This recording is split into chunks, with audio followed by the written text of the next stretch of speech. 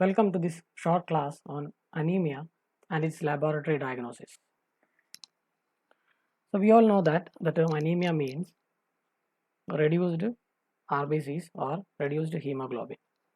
The main characteristic feature is pallor in the patient.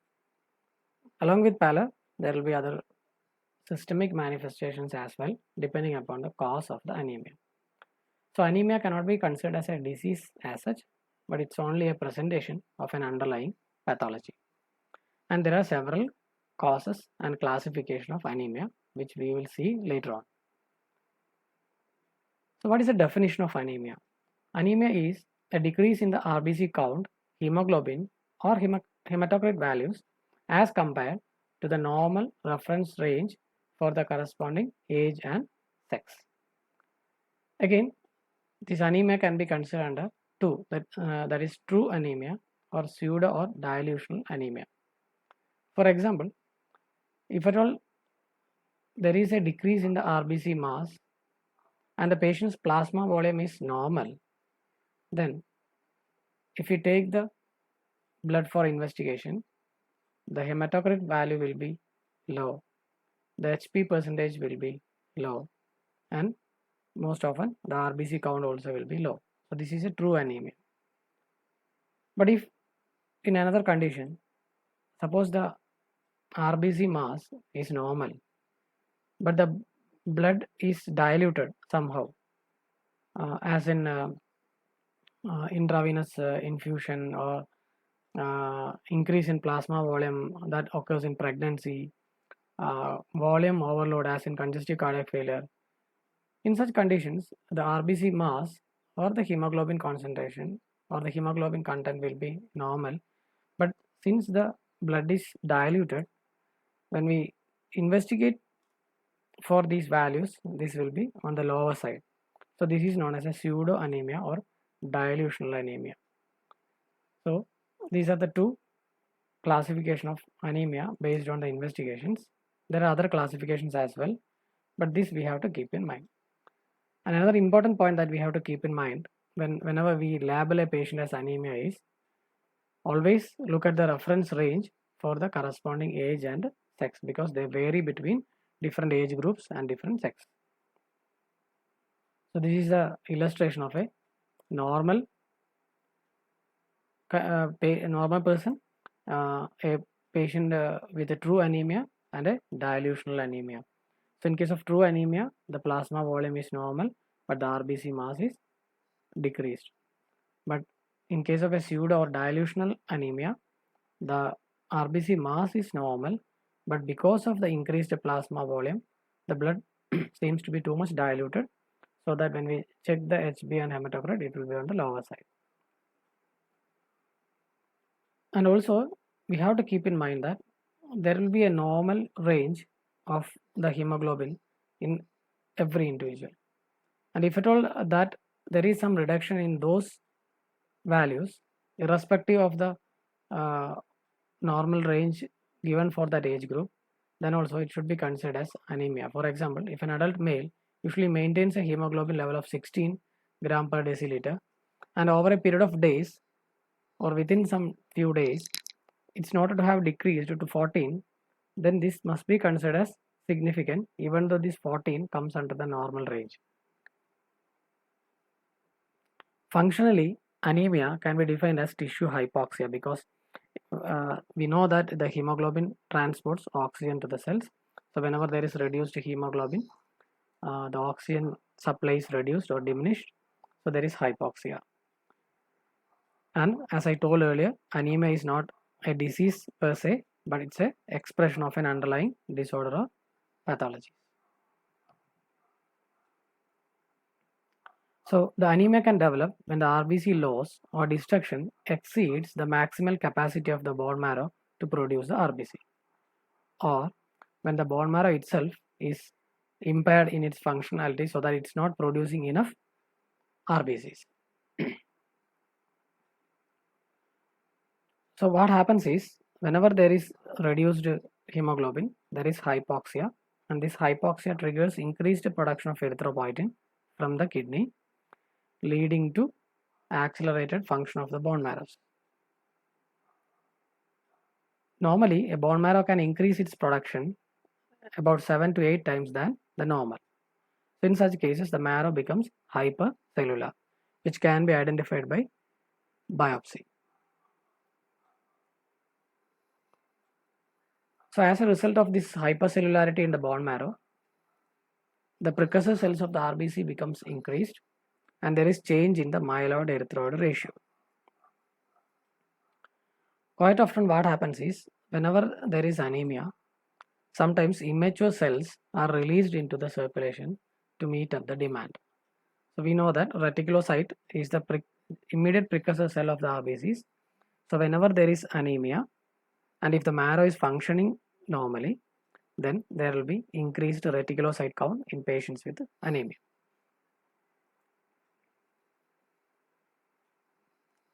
There is also a possibility that whenever the marrow function is stretched to the maximum, there are other sites in the body which can produce RBCs. For example, liver and spleen. So these are called as extramedullary sites of hematopoiesis. So this also can happen. So in such patients, the patient may present with hepatomegaly or splenomegaly. So how does the body respond to anemia? So the ability of the body to adapt to anemia depends upon age of the patient and the underlying disease, the cardiopulmonary function of the patient, and also the rate at which the anemia develops, and of course the underlying disease. So the rate at which anemia develops is very important because a slowly manifesting anemia will give enough time to the body to cope up with the reduced hemoglobin. So there will be compensatory mechanisms so that the symptomatology will present very late in the patient. But whenever there is a sudden blood loss, there is not enough time for the body to adapt to the loss of blood cells, so leading to rapid manifestations. So that is why the rate at which the anemia develops is also an important determinant of the clinical features in the patient. What are the clinical features in anemia? So usually the symptoms of hypoxia includes fatigue, recurrent spells of faintness, weakness, dizziness, headaches, dyspnea especially on exertion, poor exercise tolerance, and cramps in the leg. And the general signs include pallor, especially in the mucous membranes, and this pallor usually happens when the hemoglobin concentration falls below 9 gram per deciliter. And there will be specific signs associated with the particular types of anemia, as in jaundice in case of hemolytic anemia, leg ulcers in case of sickle cell anemia, and so on. So this depends upon what type of pathology has caused the anemia. Then the diagnosis of anemia. How can we diagnose anemia? So before going into the diagnosis, one must consider the following factors. One is the age, the sex, geographic location, presence or absence of lung disease,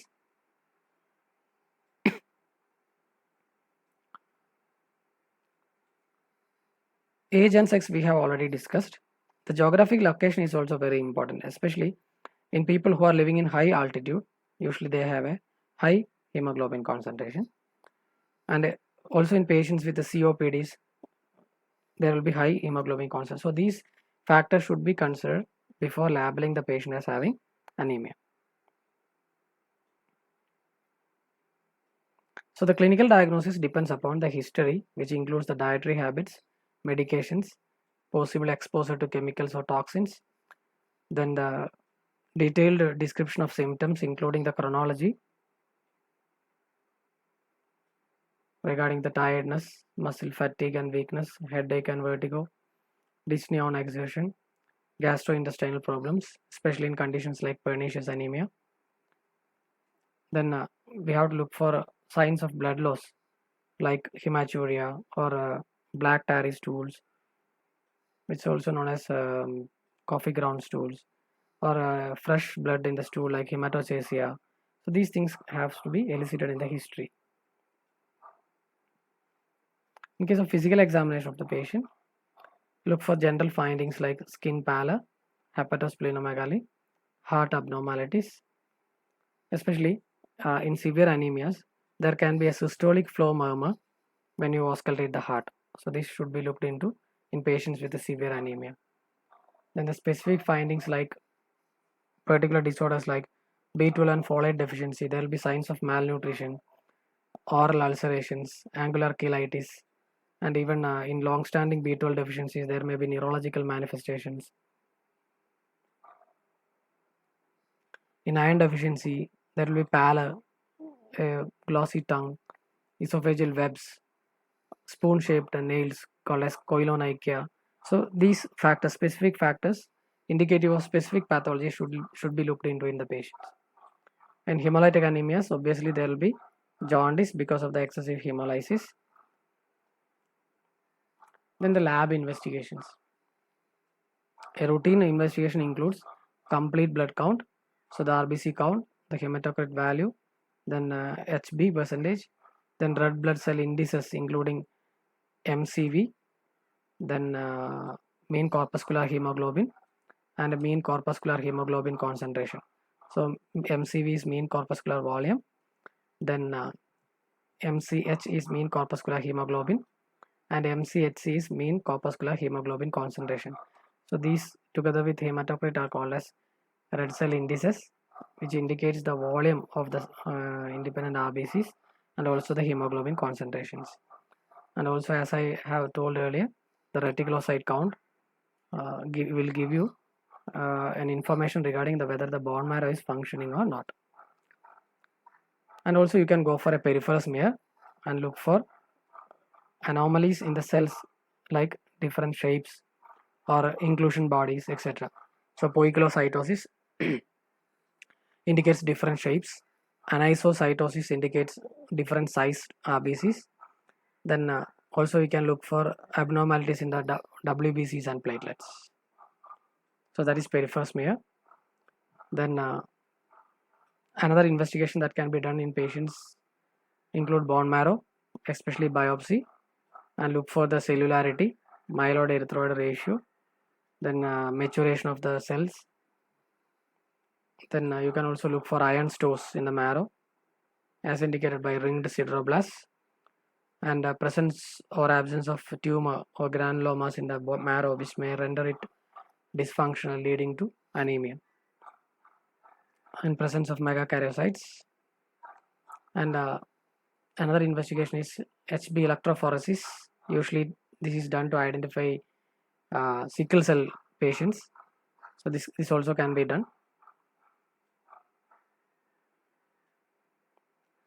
And if you suspect an autoimmune hemolytic anemia, you can go for antiglobulin testing.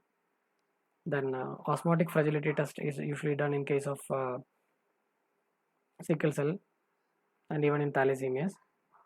But the type of investigation which has to be selected depends upon what type of anemia you're suspecting in the patient. So all these investigations are not routinely done in every patient.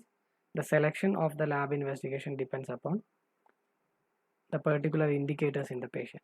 So that has to be borne in mind before ordering the investigations. But routinely, iron deficiency anemia and B12 and folate deficiency leading to megaloblastic anemia are the most commonest anemias that we see in practice, especially in our country. So obviously, we will be directing the investigations regarding these two conditions. So in case of iron deficiency anemia, usually we will go for the routine blood examination, and along with that we will go for studying the iron stores, so which is indicated by serum ferritin, total iron binding capacity, and transfer in saturation. And also you can go for serum iron. So these tests will give you an idea about whether the patient has iron deficiency or not. And in case of B12 and folate deficiency, there will be signs in the patient like oral ulcers, angular cheilitis, and also you can go for directly estimating the vitamin B12 and folate in the blood. So that is regarding investigations. There are also other investigations like Coombs test, then investigations for pernicious anemia like Schilling's test. So these things depend upon the particular conditions. Next is regarding the classification of the anemia. So there are several schemes for classifying the anemia, and one of the important one is the morphological classification. So the morphological classification is basically depending upon the size of the cell. So normocytic, macrocytic or megaloblastic, and microcytic anemia. So usually disorders of marrow leads to normocytic anemia because there is reduced production of RBC, but the produced ones have normal size. Macrocytic, as I have told you earlier, it happens in case of B12 and folate deficiency because these two vitamins are important for DNA maturation, and since the maturation gets arrested midway through, the cell size will be more because we have studied in physiology that the red blood cell decreases in size throughout its stages of maturation, and once there is reduced B12 or folate, the maturation gets arrested and the cells will have larger size. That is why macrocytic anemia. And iron deficiency anemia usually gives you a picture of microcytic anemia where the cell size is less. And also thalassemias are other condition which presents with the microcytic anemia. Next is regarding the pathophysiologic classification of anemia. Mainly three types. One is impaired RBC formation. Next is increased blood loss. And the third one is increased destruction of RBCs. So these are the three important broad categories of pathological classification of anemia. The first one was the morphological classification and the second one is the pathological classification. So let us look at the morphological categories.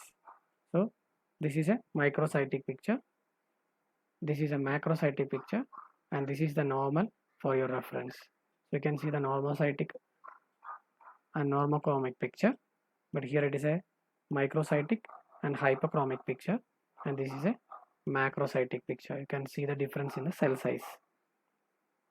So whenever we see microcytic, we mainly suspect iron deficiency or thalassemias, but thalassemias are rare because it's a hereditary disorder, but still we have to keep in mind of those two conditions. And macrocytic usually it's found in pernicious anemia, any anemias that where there is reduced B12 or folate deficiency. So these are the different conditions that leads to a normocytic normochromic picture.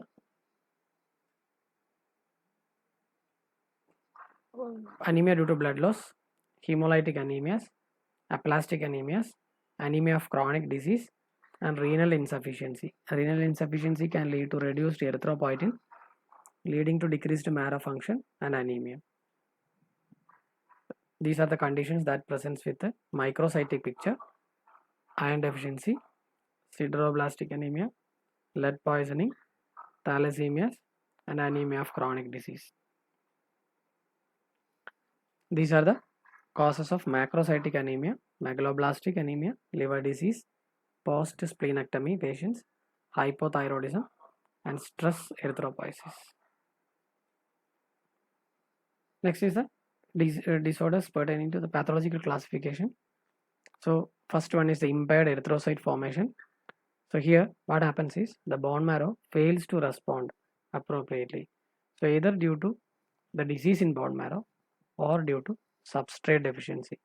We know that iron, B12, folate, etc. are the substrates with which the bone marrow will produce RBCs.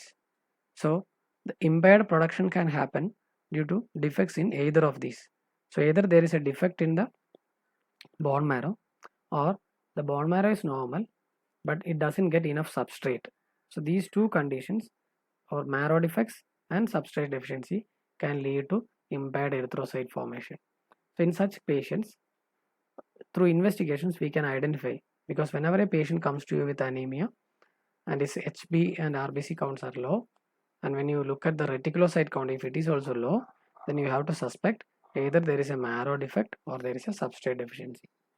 But whenever there is an anemia where marrow is okay and substrate is also okay, then you have to suspect hemolysis or blood loss or destruction of the RBCs.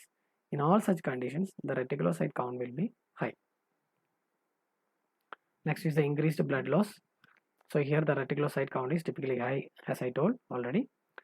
Anemia results when red cell loss exceeds the bone marrow's capacity to produce the RBCs. So this is increased blood loss. It can be either acute or chronic. There are several conditions like gastric ulcer, malignancies, etc. that can lead to blood loss. Menorrhagia in women, all those conditions can lead to anemia that occurs due to increased blood loss. Next is increased destruction of RBC as in hemolytic anemias. Here also the reticulocyte count will be typically high, and always there will be jaundice associated with this because of the increased destruction of the RBC. So why a hemolysis should happen? Hemolysis can happen due to two causes, intrinsic as well as extrinsic causes. Intrinsic means there is a defect in the RBC, so that the spleen goes on killing those defective RBCs. So that is intrinsic defect. Extrinsic causes include either an abnormal spleen or antibodies directed against RBCs. So that is why autoimmune hemolytic anemias. This we will discuss in detail later on. But these are the broad classification, pathological classification of anemia. So let us look at some examples. So first one is decreased delivery of red cells to circulation or impaired production. So there are maturation defects. The picture will be microcytic. It includes iron deficiency, thalassemia, sideroblastic anemia, etc. If there is defect in the DNA synthesis, then there will be megaloblastic picture or macrocytic picture. The reticulocyte count will be normal or low. Vitamin B12 and folic acid deficiency. Next is production defect. So these are substrate defects. That means there is no enough substrates. But here there is a production defect. That means the marrow itself is not working properly. So it can be either due to reduced erythropoietin or infiltration of the bone marrow with malignancies. So the picture will be normocytic, normochromic. Reticulocyte count will be either low or normal. Examples include aplastic anemia, renal diseases, especially chronic kidney disease can lead to erythropoietin deficiency and anemia, and malignancies. Next is increased loss of red cells. One is hemorrhage. The picture is normocytic, normochromic, high reticulocyte count because the marrow here is normal, so it will produce more reticulocytes to compensate the loss of blood. So acute blood loss is a cause. Next is survival defects of the RBC. That means hemolysis. Includes hereditary and acquired hemolytic anemias. Here also the picture will be normocytic and normochromic. Let us look in detail some of the diseases. So a defect in hemoglobin synthesis includes iron deficiency, thalassemia, anemia of chronic disease, and this may also include diseases like sickle cell anemias. Defect in DNA synthesis, megaloblastic anemia. If there is a defect in the stem cell, aplastic anemias, and myeloproliferative diseases like leukemia. Bone marrow infiltration, that means cancer cells metastasizing into the bone marrow, includes malignancies like lymphomas. Then there is a condition known as pure red cell aplasia, where the marrow cannot produce red cells because of the aplasia of the precursor cells. Next is increased destruction. So one is blood loss, the other one is hemolysis. So as I told, hemolysis again can happen due to intrinsic as well as extrinsic causes. Intrinsic causes include defects in the membrane as in spherocytosis and elliptocytosis. Defect in the hemoglobin includes sickle cell anemia or unstable hemoglobin. Then defect in the glycolytic pathways, so as in pyruvate kinase deficiency. Then the oxidation, G6PD deficiencies. So in these conditions there is an intrinsic defect in the RBC. That is why there is destruction of the blood cells. But if at all the RBCs are normal, but the destruction happens due to some extrinsic causes, that includes autoimmune hemolytic anemias, again classified into warm antibody and cold antibody. Then microangiopathic anemias like thrombocytopenic purpura, hemolytic uremic syndrome, then mechanic cardiac valve, then paravalvular leak, hypersplenism, or in infections. We know that malaria, it's an infection, parasitic infection. This also can cause RBC destruction. Clostridial infections also can cause increased hemolysis. So that is regarding the classification of the anemia. So in short, anemia is not a disease as such, but it's a presentation of an underlying disease. And we have seen the approach to a patient with anemia, what all things we have to concentrate in history, what all investigations should be done, and the different classifications of anemia. So that is about, in short, about anemia.